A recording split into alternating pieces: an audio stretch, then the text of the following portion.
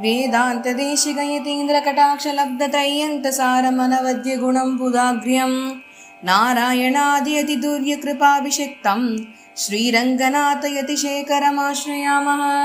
श्रीमते श्रीवञ्चडगोपश्रीरङ्गनाथयतीन्द्रमहादेशिकाय नमः।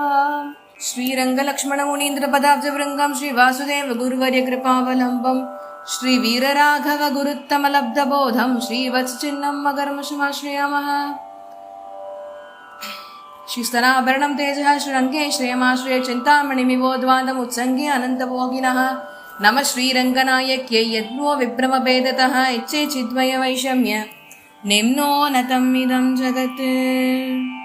लक्ष्मीनाथसमारम्भां नाथयामुनमध्यमाम् अस्मदाचार्यपर्यन्तां वन्दे गुरुपरम्पराम्। नीलातुङ्गस्तनगिरितटे सुप्तमुद्बोध्य कृष्णं पारार्त्यं स्वं श्रुतिशतशिरःसिद्धमध्यापयन्ति स्वोच्छिष्टायां सृजनिगलितं या बलात्कृत्य भुङ्क्ते गोदा तस्यै नमैदमिदं भूय एवास्तु भूयः। அன்னவயற்புதுமையாண்டாள் அரங்கற்க பண்ணு திருப்பாவை பல்பதியம் இன்னிசையால் பாடிக் கொடுத்தாள் நற்பாமாலை பூமாலை சூடிக் கொடுத்தாளை சொல்லு சூடிக் கொடுத்த சுடற்கொடியே தொல்பாவை பாடி அருளவல்ல பல்வளையாய் நாடி நீ வேங்கடவர்க்கு என்ன விதி என்று இம்மாற்றம் நாம் கடவா வண்ணமே நல்கு.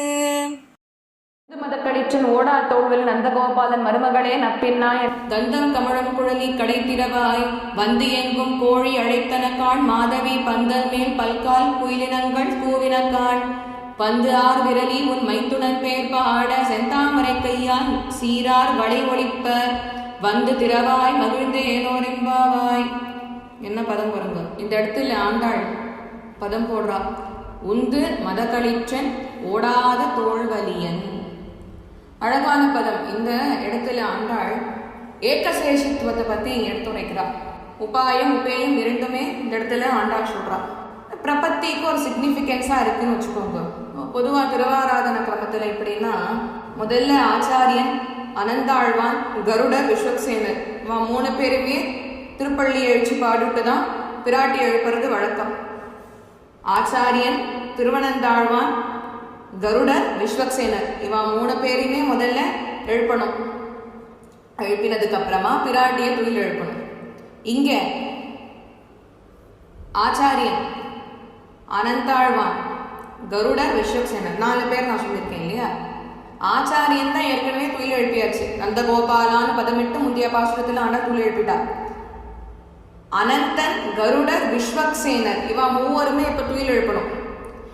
3 பேருக்கு நிகராக இங்க பதம் என்ன இருக்குன்னு கேட்டா நப்பின்னை.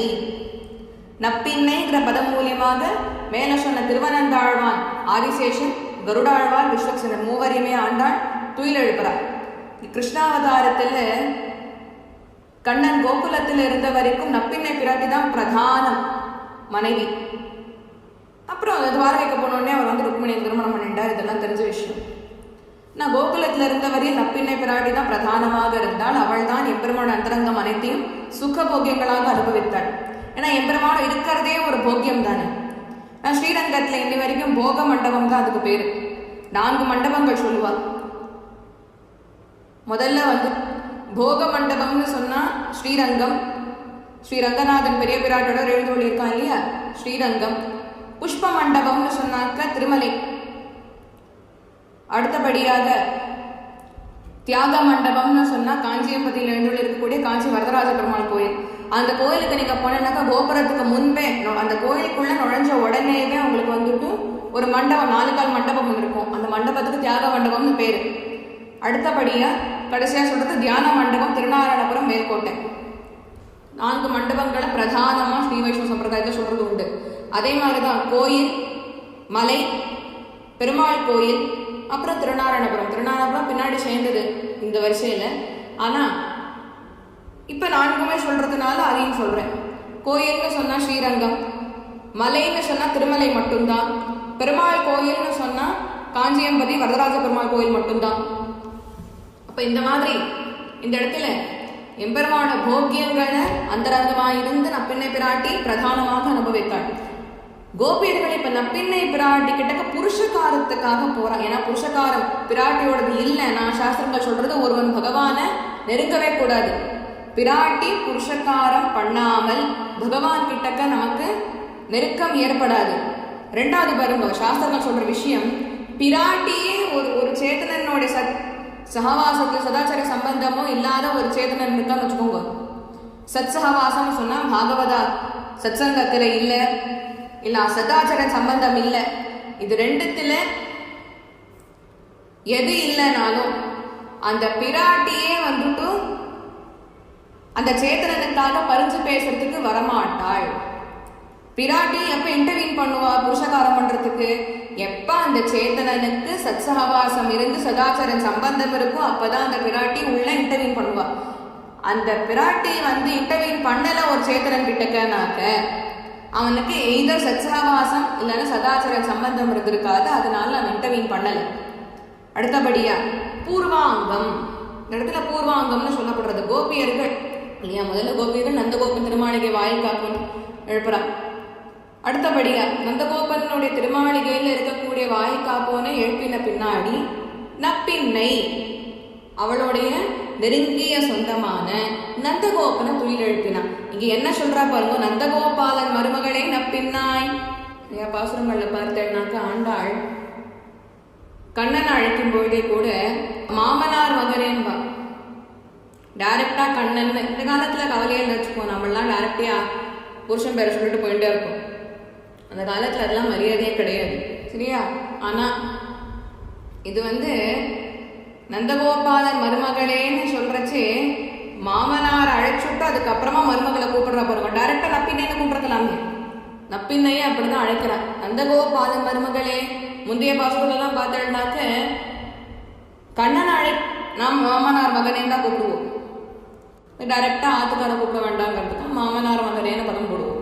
உந்து மதகளிற்றன் ஓடாத தோல்வலியன், உந்து மதகளிற்றின் ஓடாத தோல்வலியன்னு பதம் போடுறான்.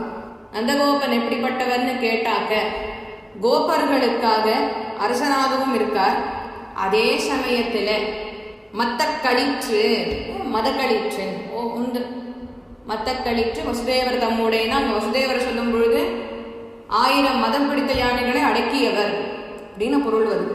இங்க நந்தகோபாலன் இங்கேயும் மதம் பிடித்த யானைகளை அடக்கக்கூடியவர் தான்.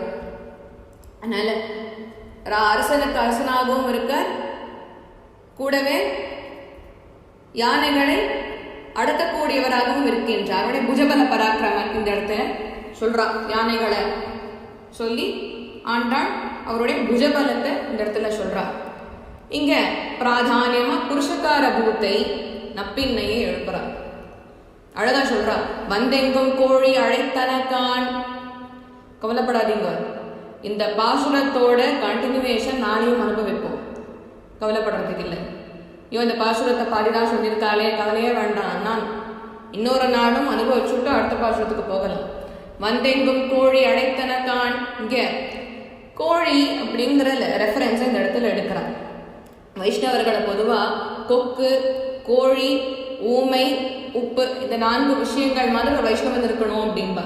இங்க கோழின்னு சொல்றான், ஆனால் அதுக்கு பதம் பார்த்துடுவோம். கோழின்னு சொல்றோம்னா கோழி என்ன பண்ணும்? விட கலம்பரம் எழுந்திருக்கும், 3 தடவை கூவி கூவி சுத்திரகரவாளி எழுப்பி விட்டுரும் இல்லையா? அது ஏன் 3 தடவை கூவுறதுங்கிறது இந்த இடத்துல சொல்றா. முதல் காலம் திரிகால சந்தியாவந்தனத்தை நினைவு ஊட்டுறதான் நமக்கு. அடுத்தபடியா 3 ரகசியங்களை ஜபிக்கணும்னு நினைவு ஊட்டுறதான். 3 ரகசியங்கள் என்ன? திருமந்திரம், துவயம், சர்மஸ்லோகம் இல்லையா? இந்த 3 நாம ஜபிக்கணுங்கிறது அந்த கோழியை நமக்கு நினைவூட்டுறது 2வது தடவை. 3வது தடவை சொல்லும்பொழுது நமக்கு 3 லட்சணங்கள் முக்கியமாக வேணுங்கிறதையும் சொல்றதான். பிராமணத்துவம், வைஷ்ணவத்துவம், பிரபன்னத்துவம். 2வது குப்பை கிளறுதல் அந்த கோழி ஒண்ணு பண்ணும் தெரியுமா? அதனால இது சாரகிராகின்னு சொல்லுவாங்க. அதனால அந்த கோழியை இந்த இடத்துல ஆண்டாள் இப்படி பதமிட்டிருக்கா. இப்ப உந்து மதக்களிச்சென்னு பதம் போடுற ஆண்டாள், எவன் ஒருவனுக்கு உபய விபூதி கிடைச்செடுத்தோ அப்படிப்பட்டவன் ஊர்வம்புகளையோ இல்லை சிவசுடம் வார்த்தைகளையோ கேட்க வேண்டாம், அவசியம் இல்லை. பிரபன்னனுக்கு எது முக்கியம்?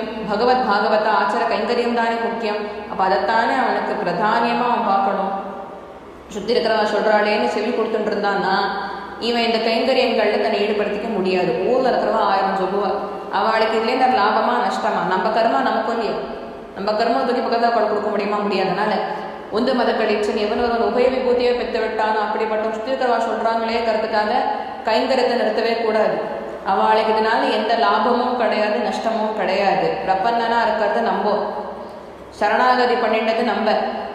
அதனால மகா விஸ்வாசத்தோடு இருக்க வேண்டியது நம்ப. யாருக்கிட்டக்க? லோகத்தில் இருக்கிற வாட்டியா பெரிய பெருமாட்டியா? பெரிய பெருமாட்டை சரணாகதி பண்ணேன். நாம் பெரிய பெருமாளையும் பெரிய பிராட்டியாரும் திருப்திப்படுத்தினா போதும், ஆச்சாரியரை திருப்திப்படுத்தினா போதும். இவா அனுகிரகம் நமக்கு இருக்கிற வரைக்கும் நம்ம வண்டி ஸ்மூத்தாக ஓடும். இவா ஒரு கால் நான் இந்த குழந்தைய திரும்பி பார்க்க மாட்டேன்னு சொன்னா தான் வண்டி பஞ்சராகி நிற்குமே தவிர்த்து இவாளே அனுகிரகம் பண்ணுறேன்னு சொல்லும் பொழுது நாம் யாரை பார்த்து பயப்படணும், யாரை கண்டு அஞ்சணும், இவாளோட கைங்கரியம் பண்ணணும். அதான் எம்பெருமான் அழகா அஞ்சேன்னு அபய சொல்லின்னு இருக்கானு. நான் எல்லாம் அவன் பார்த்துப்பேன். உந்து மத கழிச்சன் அவனுக்கு கைங்கரியம் பண்ணுறதான் பிராதானியமாக சொல்லணும். உபய விபூத்தின்னு சொன்னாங்க ஸ்ரீவைகுண்டம் நித்திய விபூதி, நாம் இருக்கிறது லீலா விபூதி. ஓடாத தோல்வலின்னு சொல்லும்போது எவன் ஒருவனுக்கு இடைவிடாத சங்கல்பம் இருக்கின்றதோ அப்படிப்பட்டவன் ஓடாத தோல்வலி. நந்தகோபாலன் மருமகளே இந்த இடத்துல இன்டெரக்டா மகாலட்சுமி பிராட்டியும் ஆண்டு எடுத்துரைக்கிறார். அவனுடைய நாத்தன் இருக்கானே உபய விபூதி நாத்தன், அப்படிப்பட்டவன் ஸ்ரீமன் நாராயணனாச்சே. அவனுக்கு சங்கல்பம் எப்படி இருக்குன்னு கேட்டால் இடைவிடாத சங்கல்பம். அவனுடைய சங்கல்பம் இருக்கவே தான் இங்கே ஒரு க்ஷணமும் நகர்ந்துட்டு இருக்கு.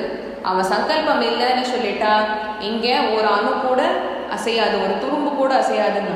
கந்தம் கமழும் குழலிக்கடை நாத்தனுக்கு அழகிய நீள் கூந்தல், சுகந்தம் வீசக்கூடிய கூந்தல் இருக்க தெரியுமோ? இந்த அமிர்த மத்தனத்தின் பொழுது எம்பெருமான் அவனுடைய நீள் கூந்தல் அவிழ்ந்துதான். பொதுவாக பெருமாள் கொண்டை போட்டுப்பார், இந்த ஸ்திரீகள்லாம் கொண்டை போட்டு பார்த்துருப்பாரு. இந்த மாதிரி எம்பெருமானோட முடியை நீள் கூந்தலை கொண்டை போட்டு வச்சுட்டு இருப்பானோ. இது என்ன ஆச்சுன்னா அமிர்த மத்தனத்தின் போது நீள் கூந்தல் அவிழ்ந்தெடுத்து. இது எந்த தேவர்களுமே ரசிக்கலையாம். சுருட்ட கேசங்கள் அது யாருமே ரசிக்கலையாம். கண்ணங்கரே நடக்கும் நல்ல கருப்பு அடர்த்தியான கூந்தலா எம்பெருமானுக்கு. இந்த அமிர்தத்தை கவனிச்சுன்றதுனால இதை யாரும் ரசிக்கல. அப்படிப்பட்ட நீள் கூந்தலுடைய உன்னுடைய கேசவனை நாங்கள் தரிசனம் செய்ய வேண்டும். அதனால தயை கூர்ந்து எங்களுடைய விரோதி ஸ்வரூபங்களை அழிப்பாயாக. அஸ்துதே தயைவ சர்வம் சம்பத்யத்தேன் அனுகிரகிமான்றார். கோழி எங்கும் அழைத்தனக்கான், நாங்கள்லாம் சாரகிரகைகளாட்டம் கோழிகளாட்டம் இருக்கோம், நீங்கெல்லாம் இருக்கு அங்கெல்லாம் நாங்கள் போய் சரணாகதி பண்ணிட்டு இருக்கோம். அதனால இதை நீ உன்னுடைய லிஸ்டில் சேர்த்துக்கோன்றா. அடுத்தபடியா மாதவி பந்தல் மேல் பல்கால் குயில் கூவினக்கான், வல்மீகி சுக்கர் மற்றும் இதர மகரிஷிகள்லாம் இருக்காளே, அவள்லாம் வேதாந்த சாகைகள் மீது அமர்ந்துண்டு உன்னுடைய நாத்தனுடைய புகழ பாடின்னு இருக்கா. எங்களை மாற்றுவதற்காக பந்தாவ விரலி உன் மைத்துனர் பெயர்பாட நாங்கள்லாம் எப்படி இருக்கோம்னு சொன்னாக்க லீலோபகரணமா இருக்கும். லீலோபகரணம்னு சொன்னா சாஸ்திரங்கள் சொல்றச்சே ஒரு ஜீவாத்மாங்கிறது நூல்ல கட்டிவிட்ட பந்து, ஆற்றவன் பகவான். அந்த பகவான் இந்த நூல்ல கட்டிவிட்ட பந்தை எப்படி ஆடுறானோ அந்த டைரக்ஷன்ல தான் இந்த பொம்மை ஆடும், இந்த பந்து ஆடும். சரியா? அதனால லீலோபகரணம் அவனுடைய சங்கல்பம் தான் எல்லாமே. அவன் சங்கல்பத்துக்கு மிஞ்சினது இந்த உலகத்துல எதுவுமே கிடையாது. லீலோபகரணம். அதனால நாங்க அவனுக்கு போகோபகரணமா மாறணும். போகோபகரணம்னா அவனுக்கு கைங்கரிய பரர்களா மாறணும். இப்ப லீலோபகரணங்களா இருக்கிற நாங்க இன்னைக்கு போகோபகரணமா மாறணும்னு பிரார்த்தனை பண்றோம். ஆதலால் தயைக்கு நாங்க பிரார்த்திக்கின்றோம். செந்தாமரை ஒழிப்ப வந்து திறவாய், செந்தராமரை ஒழிப்ப வந்து திறவாய்னு பதம் போடுறா. அதனால உன்னுடைய ஆபரணங்கள்லாம் தரித்துன்னு இருக்கியே, அந்த ஆபரணங்கள் மூலமாக சுனாதங்களை எழுப்புன்ற. சுனாதங்கள்னாக்க மங்களமான துவனி, துவனின்னு சொன்னாக்க ஓசை, மங்களமான ஓசையை நீ எழுப்பணும். அந்த ஓசை மூலியமாக எங்களுக்கு எல்லா விதமான கர்மங்களும் நீங்கி நித்திய விபூதியான ஸ்ரீவைகுண்ட பிராப்தி ஏற்படணும். அதுக்கு நீ தான் அனுகிரகம் பண்ணுன்றா. வந்து திறவாய். ஆனால எம்பெருமானுக்கு எங்களோட கருமங்கள் நாங்கள் செய்யக்கூடிய பாப்பங்கள் எல்லாம் பார்த்து எம்பெருமானுக்கு எங்க மேல கோபம் இருக்குமா, நீ தான் அந்த கோபத்தை கொஞ்சம் தணிக்கணும்ன்றா. புருஷகாரம் பண்ணி எங்களை எம்பெருமானோட சேர்த்து வை. நாங்கள்லாம் ஒரு பாவமும் பண்ண நாங்கள் ஒருபடி பின்னாடி போயிட்டு இருக்கோம். இப்படி நிறைய கர்மங்கள் அனாதி காலமாக பண்ணிட்டோம். பெருமாளை விட்டு ரொம்பவே புரிஞ்சிருக்கோம். அதனால நீ தான் ஏதாவது புருஷகாரம் பண்ணி எம்பெருமான கோவத்தை தணித்து எங்களை எம்பெருமானத்துல கொண்டு போய் சேர்க்கணும்னு அந்த பாசுரத்துல பிரார்த்தனை பண்றா. ஒரு 3 பாசுரங்கள் இருக்கு திருப்பாவையில. அதுல இது 2வது பாசுரம். இந்த 3 பாசுரங்கள் எப்படின்னா தாயார் இடத்துல தயையை பிரார்த்தனை பண்ணக்கூடிய பாசுரங்கள் இருக்கு திருப்பாவையில. அதுல இது 2வது பாசுரம். இந்த உந்து மதக்களிற்று பாசுரத்தினோடு இறுதியாக ராமானுஜர் திருப்பாவை ஜீயராக மாறின ஒரு சரித்திரம் இருக்கு இந்த பாசுரத்தோட. ராமானுஜர் உஞ்சவிருத்தி எடுத்த காலத்துல திருக்கோஷ்டியூர் நம்பி வீட்டு வாசல்ல உஞ்சவிருத்தி எடுத்தார். அப்ப அவர் வீட்டுல இருந்த பெண் பிள்ளை ஆண்டாள்னு பேர், அவ வெள்ள ஓடி வந்தாளாம் உஞ்சவிருத்தி போடுறதுக்காக. அவ இப்படி வெள்ள ஓடி வரும்பொழுது உந்து மத கழிச்ச பாசுரத்தை பாடிண்டே வெள்ள வந்தாளாம். அப்ப ராமானுஜர் அந்த பாசுரத்தை கேட்டுட்டு இந்த சிறு பெண் பிள்ளை பாடுறா இல்லையா, இவ்வளோ பக்தியோட பாடுறா, அது கேட்டுவிட்டு ராமானுஜருக்கு அப்படியே சாட்சத்காரமாக ஆண்டாள் வந்து கண் எதிர்க்க நிற்கிற மாதிரி தோண்டித்தான். அப்படி தோன்றின உடனே ராமானுஜர் அவ காலில் விழுந்தானா சாஷ்டாங்கமா. இந்த பாத திருக்கோஷ்டியூர் நம்பி என்ன நேர்ந்தது ராமானுஜார்னு கேட்க, ராமானுஜர் உடனே இங்க இந்த பாசுரத்தை இந்த சிறு பெண் பிள்ளை சொன்னாலே இவள் பேரும் ஆண்டாள் தானே, அதனால எனக்கு இவ இந்த பக்தியோட ஸ்ரத்தையோட அந்த பாசுரத்தை சொல்லும் பொழுது என் சாட்சாத்காரமா ஆண்டாளே எதிர்க்க நிக்கிற மாதிரி தோண்டிடுத்துன்னாரா. அவ்வளவு வாழ்ந்த அந்த பாசுரத்தை அனுபவிச்சிருக்கார் நம்ம சுவாமி ராமானுஜர். அதனால இங்கே திருக்கோஷ்டியூர் நம்பி அவருக்கு உடனே திருப்பாவை ஜீயர் அப்படிங்கிற பட்டத்தை கொடுக்குறார். ஸ்ரீ வைஷ்ணவ சம்பிரதாயத்துக்கு திருப்பாவை ஜீயர் தரிசனம்னு பேரே உண்டு. அதனால இந்த நிகழ்வோட 18வது பாசுரம் அனுபவம் முடிகிறது. அடுத்த 19வது பாசுரம். குத்து விளக்கெரிய கோட்டுக்கால் கட்டில் மேல் மெத்தென்ற பஞ்சசயனத்தின் மேலேறி கொத்தலர் பூங்குழல் நப்பின்னை கொங்கை மேல் வைத்து கிடந்த மலர்வார்வா வாய்த்திரவாய் மைத்தடம் கண்ணினாய் நீ உன்மனாளனை எத்தனை போதும் தொழிலழவொட்டாய்கான் எத்தனை ஏலும் பிரிவு ஆற்றுகில்லாயால் தத்துவம் அன்று தகவே லோரம்பாவாய். இங்க என்ன சொல்றா இந்த பாசுரத்துல, மைத்தடம் கண்ணினாய் கொத்தலர் பூங்குழல் நப்பின்னாய்னு அட்ரஸ் பண்றா நப்பின்னை பிராட்டிய. முந்தைய பாசுரத்துல நந்தகோபாலன் மருமகளே நப்பின்னாய்னு சொன்னான். அடுத்த பாசுரத்துல செப்பென்ன மென்முல்லை செவ்வாய் சிறுமருங்குள் நப்பின்னை நங்காய்னு அட்ரஸ் பண்ண போறா. 3 இடத்துல நப்பின்னை நங்காய் அட்ரஸ் பண்றா ஆண்டாள். இது எதுக்குன்னு கேட்டாக்க நமக்கு பிராட்டியாரோட புருஷகாரத்தை ஏற்றமாக எடுத்து காண்பிப்பதற்காக 3 தடவை இந்த இடத்துல ஆண்டாள் நப்பின்னை நங்காயை அட்ரஸ் பண்றா. புருஷகாரத்தினோட ஏற்றம். இளைய பிராட்டி பெருமாடத்துல புருஷகாரம் பண்றா நமக்காக. அதை முக்கியமா இந்த இடத்துல ஆண்டாள் 3 தடவை நப்பின்னையை அழைப்பதன் மூலியமாக நமக்கு சொல்ல விரும்புற அந்த விஷயத்தை. இவாளுடைய ஸ்வபாவம் ஆழ்வாரால பாசுரத்தில் எடுக்கப்பட்டது. நின் திருவருளும் பங்கையத்தாள் திருவருளும். நான் பிரபத்தின்னு பண்ணோம்னாக்க பிராட்டி பெருமாள் 2 பேர் இடத்துலையும் தான் சரணாகதிங்கிறத பண்ணணுங்கிறத அழகா எடுத்து காண்பிக்கிறான். ஏன்னா சில நேரங்கள்ல இவா 2 பேர் போட்டி போட்டுண்டு நமக்கு அனுகிரகிக்கணும்னு நினைப்பார்களாம். அழகா இது ஒரு விட்டல பக்த சரித்திரத்துல பார்க்கலாம். ஒரு விதவை ஒருத்தி இருந்தா வயதானவள். அவ எப்படி அப்படின்னாக்க நித்தியபடிக்கு பண்டர்பூர்ல இருக்கிற வெட்டிலன் ரகுமாய்க்கு வந்து பால் தயிர் மோர் இதெல்லாம் நைவேத்தியம் பண்ணுவோம். நித்தியபடிக்கு பண்ணிட்டே வந்தா. ஒரு கட்டத்துல அவளுக்கு ஏதோ உடம்பு சரியில்லை என்னவோ, அவளால கோயிலுக்கு போக முடியல. அப்போ உடனே விட்டலன் அங்க ரகுமாயை பார்த்து கேட்டானா, ஏண்டி ரகுமாய் என்னுடைய பக்தை இன்னைக்கு வரலையான்னா. அம்மா வரல. ஏன் நீ ஏதான் அவளை விஷயான்னா. நான் ஏன் உங்களுக்கும் பக்தர்களுக்கும் நடுவில் வரப்போறேன், நீங்களும் ஆச்சும் பக்தர்களாச்சு, அவளுக்கு இன்னைக்கு உடம்பு சரியில்லை அதனால அவ வரல, இதுக்கெல்லாம் என்ன உள்ள இழுத்து விடாதீங்க நான் ரகுமாய். உடனே விட்டல்னு சொன்னானா, ஏண்டி இதெல்லாம் தெரிஞ்சுட்டு தான் நீ வந்து இன்னும் இந்த இடத்த விட்டு புறப்படாம இருக்கிய, கிளம்பு உடனேன்னா. இப்போ ரகுமாய் சொன்னாலாம், உங்களுடைய இந்த பதிலுக்காக தான் நான் காத்துட்டு இருந்தேன், புறப்படலான்னா உடனே புறப்படலாம், நீங்க ஒரு வார்த்தை சொல்லி நான் இன்னைக்காவது வரமாட்டேன்னு சொல்லியிருக்கேன்னா, எப்பவுமே நீங்க எந்த அவதாரம் எடுத்தாலும் கூட நான் இருக்கேனோ இல்லையோ, இப்பயும் நீங்க பக்தாளுக்கு அனுகிரகம் பண்ணும்பொழுது நான் ஒன்னா கூட இருப்பேன்னா. இப்போ வெட்டலன்னு சொன்னானா, இந்த வியாக்கியானங்கள்லாம் நன்னா தான் பேசுறேன், இதை நான் ஒரு வார்த்தை சொல்றதுக்கு முன்னாடி நீ புறப்பட்டுருக்கலாமேனா. இப்போ ரகுமாய் சொல்றாளாம், உங்களுடைய உத்தரவை மீறி நான் புறப்பாடு பண்ண மாட்டேன், போறதுன்னா 2 பேரும் சேர்ந்தே போவோம், இருக்கிறதுனா 2 பேரும் சேர்ந்தே இருப்போம். அப்ப வெட்டலன் சிரிச்சுட்டு அந்த இடத்த விட்டு கிளம்பிட்டான் ரகுமாயோட. இது அழகா வந்து பார்க்கலாம். இந்த இடத்துல 2 பேரும் போட்டி போடுறா. 2 பேருடைய கோலும் என்ன, அந்த பக்தையை போய் ரட்சிக்கணுங்கிறது தான் இல்லையா, அவளை வீட்டுல போய் பார்க்கணுங்கிறது தான். இவா 2 பேர் இப்படி பேசிண்டே நேரத்தை கடத்திட்டு இருக்காளேனா இல்ல, இவா 2 பேரும் போட்டி போடுறா இந்த பக்தைக்கு அனுகிரகம் பண்றதுக்கு. அப்ப இவா 2 பேரும் இப்படி போட்டி போடணும், அந்த இடத்த விட்டு புறப்பட்டு நேரம் அந்த பக்தியினுடைய வீட்டுக்கு போறாளாம். வீட்டு வாசல்ல அப்படி அந்த எம்பெருமான் அந்த கஸ்தூரி இலக்கத்துல மக்கர குண்டல தாரியா 2 கையும் இடுப்புல வச்சுட்டு அப்படி விட்டதனா ஜம்முன்னு நிக்கிறானா. பக்கத்துல ரகுமாய் நின்றுருக்கா. இவா 2 பேர் அந்த விதவையினுடைய வீட்டு வாசல் இருக்கா. விதவை வந்து யாரோ கதவை தட்டுறாளேன்னு பார்த்தாக்கா விட்டலன் சாட்சாத்காரமா ரகுமாயோட எழுந்துள்ளி இருக்கான். லகுமாய் சமேதமாக இருக்கக்கூடிய விட்டலன் விட்டோபா.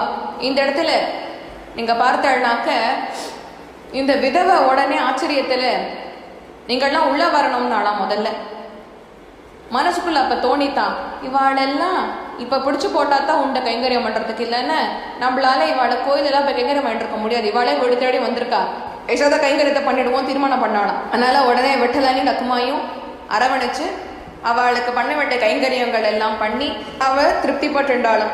இப்படியே கொஞ்ச நாட்கள் ஓடித்து ஒரு கட்டம் வந்தது. இப்ப விட்டலன் கிட்டக்க சொன்னாளா இந்த பெண் பக்த சொல்றா, பா விட்டலா, எனக்கு ஒரே ஒரு ஆசை தான். நான் நிரந்தரமா கண்ணை போடுறதுக்கு முன்னாடி, நிரந்தரமா கண்ணை மூடுறதுக்கு முன்னாடி உன்னை ஒரே ஒரு தடவை ரசிக்கணும்னு எனக்கு ஒரு ஆசை.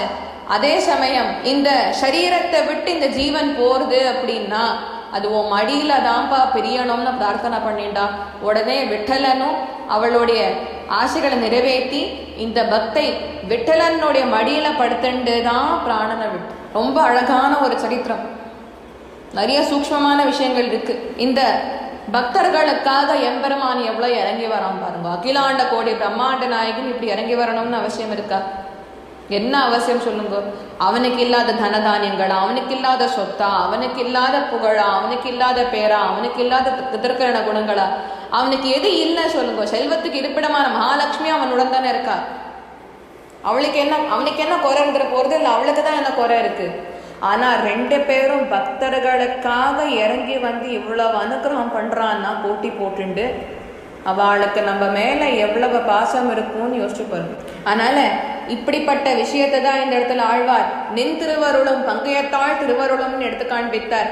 மேற்கொண்டு இங்க நப்பினை நங்காய் தான் நீலாதேவிங்கிறத பராசர பட்டர் அவளை தனியன்லேயே சாதிச்சுட்டார். நீலா துங்க ஸ்தனகிரி தட்டி சுத்தம் உத்போத்திய கிருஷ்ணங்கிற இடத்துல இந்த பாசுரத்துக்கு ஜனன்யாச்சார் சுவாமி வியாக்கியானம் சாதிக்கிறதே துவயமாத்திரத்துக்கு உத்தரார்த்தம் பார்க்கும் பொழுது இந்த பாசுரம் தான் அந்த உத்தரார்த்தத்துக்கு உண்டான அர்த்தமா இருக்குன்றார்.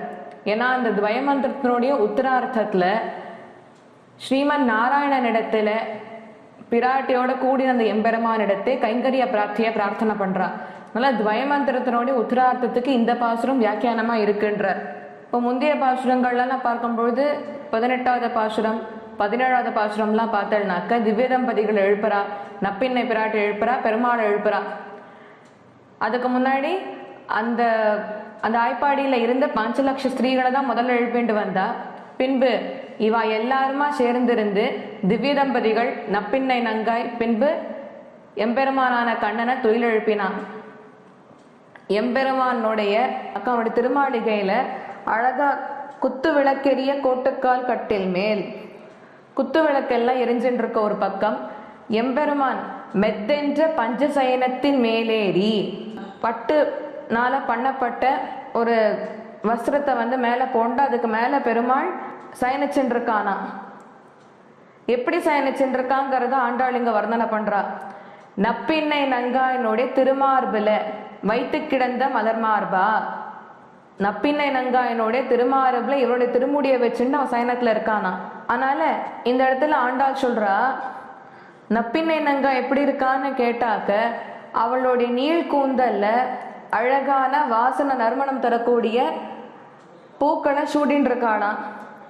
அப்ப கண்ணனை பார்த்து சொல்றா, ஒருவேளை ஒன்னால எழுந்திருக்க முடியல அப்படின்னா குறைஞ்சபட்சம் மலர் மார்பா வாய்த்திரவாய், உன்னோடைய திருவாய் மலர்ந்தாவது ஏதாவது பேசிப்போ.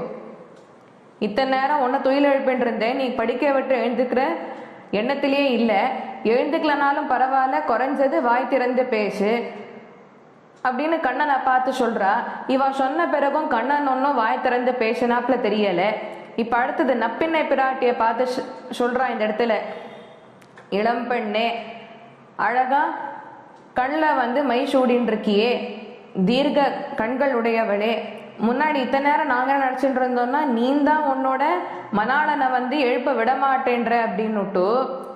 ஏன்னா ஒன்னால அவனை விட்டு ஒரு அனுக்ஷணம் கூட புரிஞ்சிருக்க முடியாது. அது பொழுது பொழுது புலம்னதுக்கு அப்புறமும் நீ அவனை வந்துட்டு எழுப்ப விட மாட்டேங்கிறது எங்களுக்கு தெரியும். அதுதான் நாங்கள் இத்தனை நாளாக நினச்சிட்டு இருந்தோம்.